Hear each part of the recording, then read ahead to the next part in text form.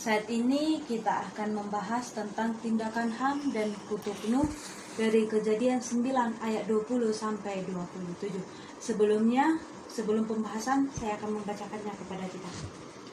Nuh menjadi petani, dialah yang mula-mula membuat kebun anggur. Setelah ia minum anggur, mabuklah ia dan ia telanjang dalam kemahnya. Maka Ham bapa Kanaan itu melihat aurat ayahnya, lalu diceritakannya kepada kedua saudaranya di luar. Sesudah itu Sem dan Yafet mengambil sehelai kain dan membentangkannya pada bahu mereka berdua. Lalu mereka berjalan mundur. Mereka menutupi aurat ayahnya sambil berpaling muka, sehingga mereka tidak melihat aurat ayahnya. Setelah Nuh sadar dari mabuknya dan mendengar apa yang dilakukan anak bungsunya kepadanya, berkatalah ia, "Terkutuklah Kanaan, hendaklah ia menjadi hamba yang paling hina bagi saudara-saudaranya." Lalu katanya, "Terpujilah Nuh, Allah Sem, tetapi hendaklah Kanaan menjadi hamba baginya. Allah meluaskan kiranya tempat kediaman Yafet, dan hendaklah ia tinggal dalam kemah-kemah Sem, tetapi hendaklah Kanaan menjadi hamba baginya." Firman Tuhan. Ini kita akan membahas tindakan Ham dan kutuk Nuh secara historis kritis. Sebelumnya kita akan melihat bagaimana rumusan masalahnya ada dua. Yang pertama, tindakan yang bagaimana yang dilakukan Ham kepada ayahnya. Yang kedua, apa yang dilakukan Ham kepada ayahnya. Mengapa Kanaan yang dikutuk, dan mengapa pada saat ini teks menunjukkan dan menyandingkan kutuk dan berkat. Pertama-tama kita melihat bagaimana Kejadian 20 ayat 20, Kejadian 9 ayat 20 sampai 27 ini menyajikan bahwa Nuh mabuk dan dia telanjang. Dan di tengah ketelanjangannya itu, kita tidak tahu apa yang terjadi. Kita tidak mengetahui apa yang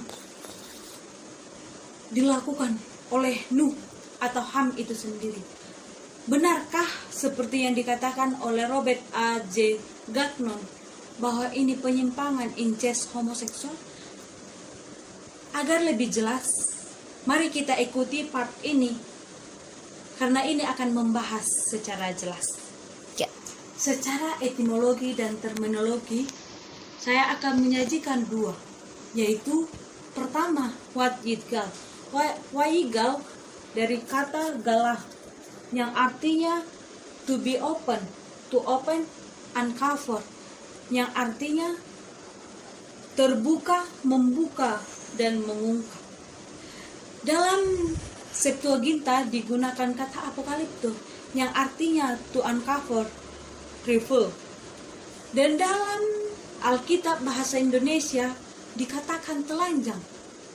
Berbeda dengan bahasa Batak yang menggunakan kata dipasalang, menunjukkan bahwa ada orang lain yang menelanjanginya. Kata yang kedua arwat dari kata arah yang menunjukkan ketelanjangan, telanjang.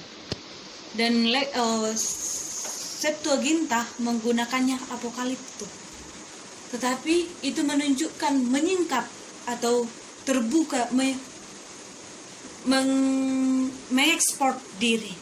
Dan dalam bahasa Indonesia dikatakan aurat. Di ayat 22 sampai 23 terjadi pengulangan kata aurat ayahnya. Dan ini berbeda dengan terjemahan bahasa Batak LAI yang menunjukkan itu kata parsemaraun. Dan itu juga diulangi sebanyak 3 kali. Kata parsemaraun di sini cenderung mirip dengan kata parsemaraun ketika manusia jatuh ke dalam dosa di Kejadian 3 ayat 7. Disebutkan di situ parsemaraun. Berarti dia bukan menunjukkan ada hal atau indikasi untuk pelecehan, tetapi memang benar mereka marsemara. Agar lebih jelas, saya akan menggunakan metode historis kritis yang akan membedah teks ini melihat sejarah kepenulisan, bagaimana konteks sosial pada saat itu, dan bagaimana redaktur meredaksikan teks ini. Ketiga. Yang pertama, analisis tekstual. Dari segi terjemahan, bahasa Batak lebih mendekati BHS. Ini dapat kita lihat dari beberapa kata yang berbeda dalam bahasa Batak dan bahasa Indonesia. Yang kedua, analisis struktur. Kejadian 9 ayat 20 sampai 21 ini berupa narasi yang mengisahkan bagaimana tindakan Ham dan kutuk Nuh. Itu dapat kita bagi dalam 4 bagian. Yang pertama, ayat 20 menjelaskan awal Nuh menjadi petani anggur. Ayat 21 sampai 22, Nuh menikmati hasil anggurnya dan bagaimana tindakan Ham. Yang ketiga, ayat 23 sampai 24, respon kedua saudara Nuh dan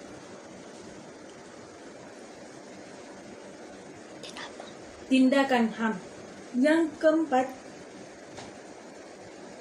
ayat 25 sampai 27, kutuk dan berkat Nuh kepada keturunannya.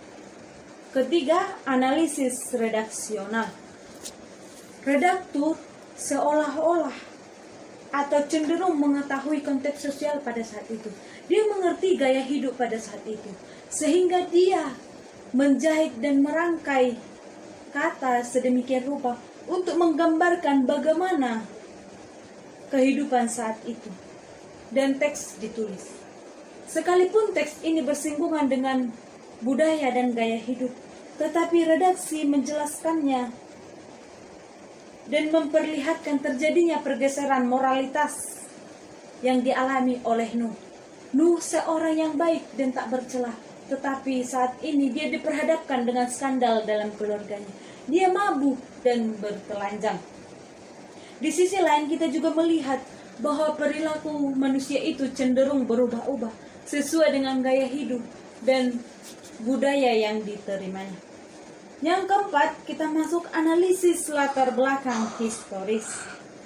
Teks ini ditulis sekitar tahun 950 sebelum Masehi oleh sumber Yahus. Dan ini sejaman dengan Daud dan Salomo, yang menunjukkan indikasi bahwa Tuhanlah yang mengontrol sejarah. Maka dari itu kita lihat bagaimana perjalanan hidup dari Nuh ketika sebelum dan sesudah air bah sangat berbeda. Ketika dia sebelum air bah dan ketika air bah itu dia seorang yang taat. Tetapi saat ini dia diperhadapkan dengan sebuah skandal. Dia mabuk. Dan analisis yang kelima, analisis bentuk. Teks ini berbentuk narasi tentang Nuh dan keluarganya setelah air bah. Nuh mempunyai hidup baru dan bertani.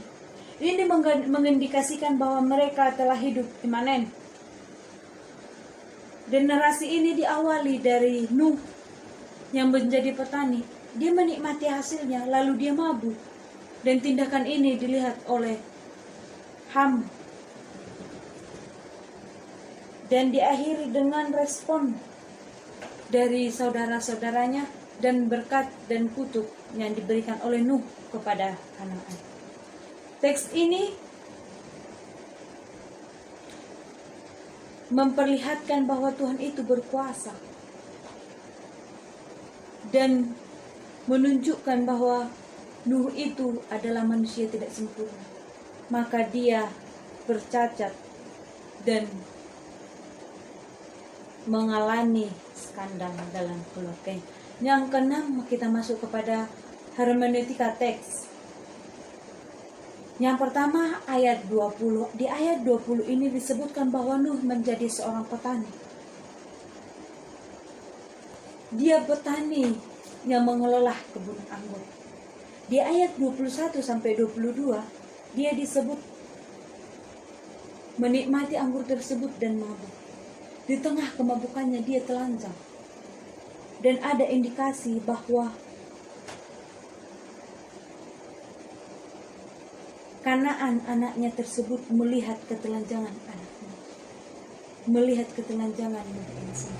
Kenapa Kanaan yang melihatnya?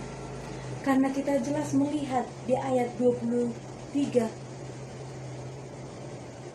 di ayat 22, bagaimana Ham menceritakan ketelanjangan ayahnya kepada kedua saudaranya. Dan selanjutnya kita melihat bahwa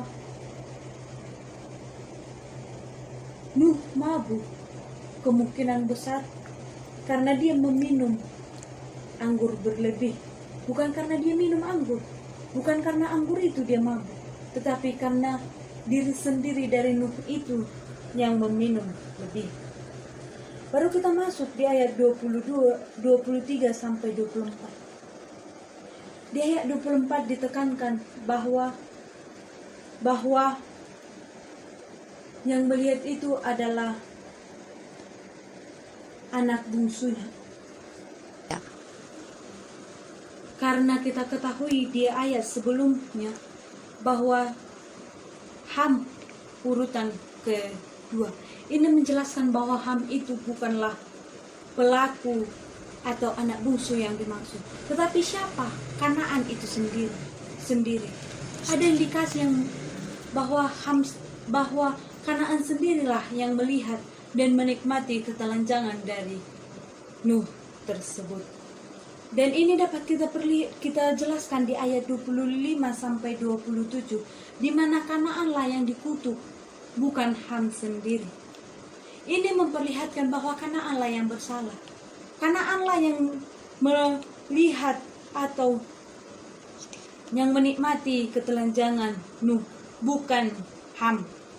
Dan dari sini muncul teologi yang baru yang melihat bahwa apa yang kamu.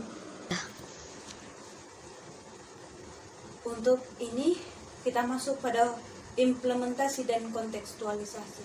Kita melihat bahwa gambaran Nuh adalah gambaran keluarga yang ideal, tetapi sekalipun ideal, dia mengalami keruntuhan.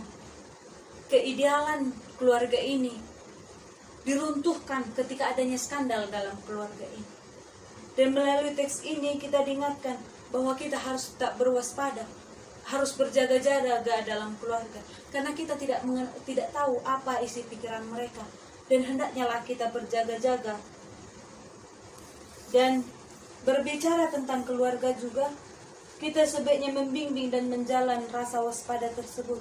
Sebab dalam Ulangan 6 ayat 7 dikatakan, haruslah engkau mengajarkan berulang-ulang kepada anak-anakmu dan membicarakannya apabila engkau duduk di rumah, apabila engkau berbaring, dan apabila engkau bangun. Ini menjelaskan, menekankan bahwa perlunya pendidikan dalam keluarga.